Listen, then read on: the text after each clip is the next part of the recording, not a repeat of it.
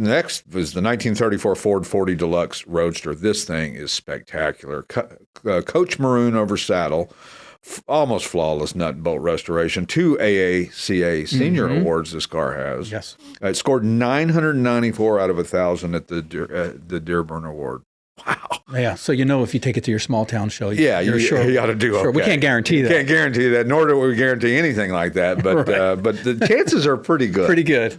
It's a rebuilt flathead V8 with a rebuilt 3-speed manual transmission. Model A's are, from this era, Model A's and Ford 40s and all that are really simple cars and easy to drive and easy to work on, and a great way to get into the hobby. Absolutely. This one is probably a little bit over the level of most people. This is really very collectible for a early 30s Ford. Very collectible, very valuable still. So might not be the one you'd want to get into for that, but if you're looking for one of the best probably on the planet, this is it right here.